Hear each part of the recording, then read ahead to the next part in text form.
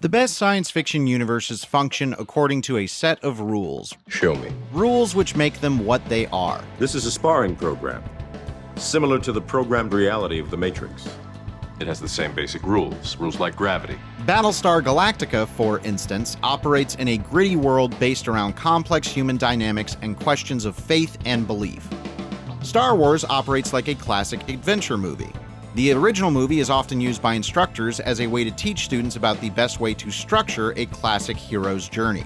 Well, I think that George Lucas was using standard mythological figures. In a prior video, which you can find linked to in the description of this one, we dug into the rules of Star Trek.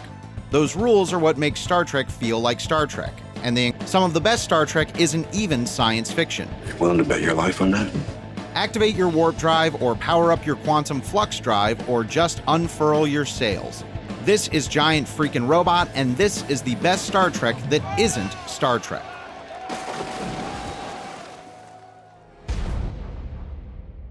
Inspired by William Brinkley's novel of the same name, The Last Ship was a 2014 television series focused on the crew of the USS Nathan James, a Navy destroyer left on its own after a global pandemic wipes out all governments and militaries.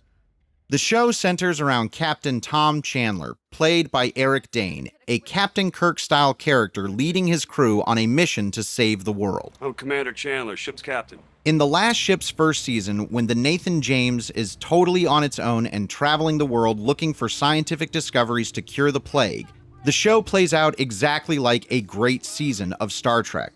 In subsequent seasons, The Last Ship morphs into something else, but that first one is a great modern-day military take on the Star Trek aesthetic, and worth watching as a single-season, self-contained story. And I have good reason to believe that the American government is no longer functioning. The original Lost in Space debuted on television in 1965, a year before Star Trek. Like Trek, the show follows a small crew on a journey through the galaxy. The biggest difference between them is in the crew dynamics. Lost in Space focuses primarily on the Robinson family, part of a colonist group that veers off course, emphasizing a survival narrative in unknown environments over exploration. There was a 90s Lost in Space movie starring Matt LeBlanc, which isn't really worth most people's time. Little thing was hungry. And the original series is now pretty dated. Luckily, Netflix recently pulled off a pretty fantastic reboot of the series, which captures a lot of what made both Star Trek and the original Lost in Space so great.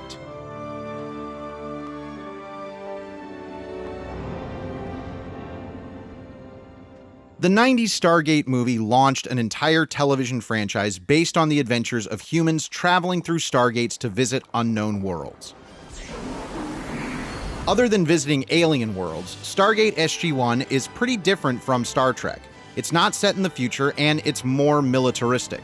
However, Stargate's two spin-off shows, Stargate Atlantis and Stargate Universe, capture a more Star Trek vibe. Stargate Atlantis is set in a futuristic lost city, which the crew uses as a base for exploration and discovery. It touches on many of the familiar themes that make Star Trek great. Meanwhile, Stargate Universe follows a group of humans trapped aboard an ancient starship in a far-off galaxy with no way home. The series hits on many of the familiar crew dynamics that Star Trek fans love most.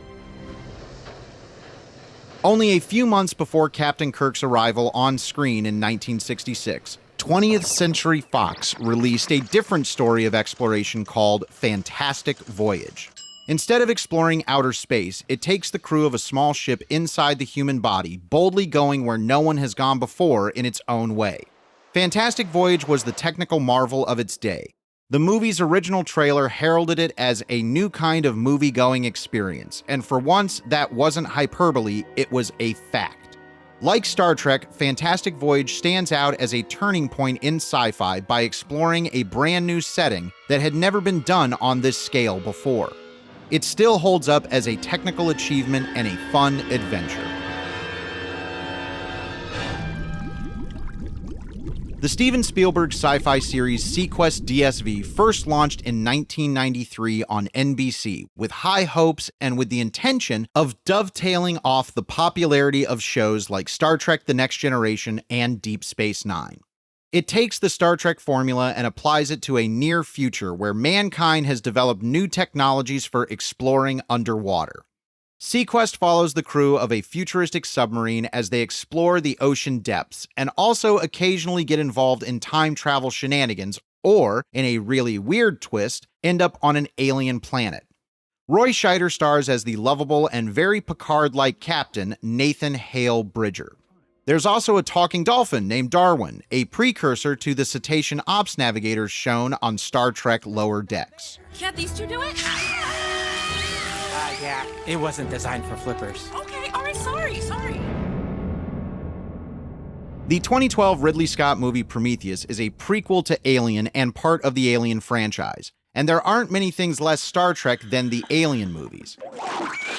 Except for this one, which is, in a very weirdly specific way, actually a stealth remake of Star Trek V: The Final Frontier. The story of both Prometheus and Star Trek V involves a search for the Creator on a journey led by scientists who have abandoned logic in favor of blind faith and belief. How do you know?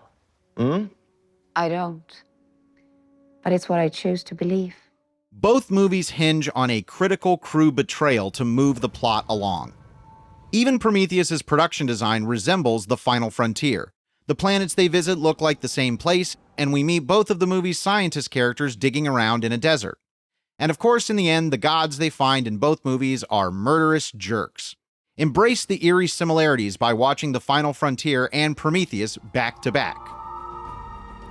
The Orville is the most Star Trek show to hit television since the cancellation of Enterprise, and that's a vibe series creator Seth MacFarlane fostered on purpose. It's not Star Trek though, so here it sits. You win! It's about a crew of explorers wandering their way through the cosmos, encountering the wonders of the universe and challenging the human spirit. You know, exactly what Star Trek was back when they had the bald guy in charge of the ship.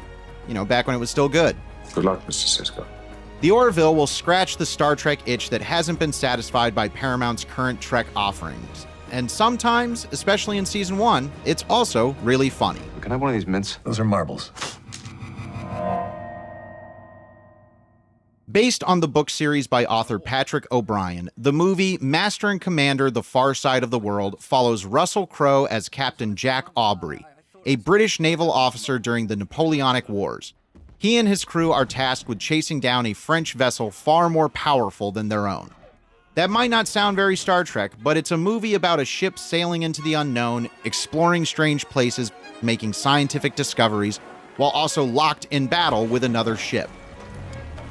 Russell Crowe's Jack Aubrey is a perfect Captain Kirk, and Paul Bettany, as the ship's doctor, plays out as an amalgam of both Dr. McCoy and Mr. Spock. Basically, it's everything you'll see in a good Star Trek movie. It all just happens on a ship powered by the wind instead of a warp core.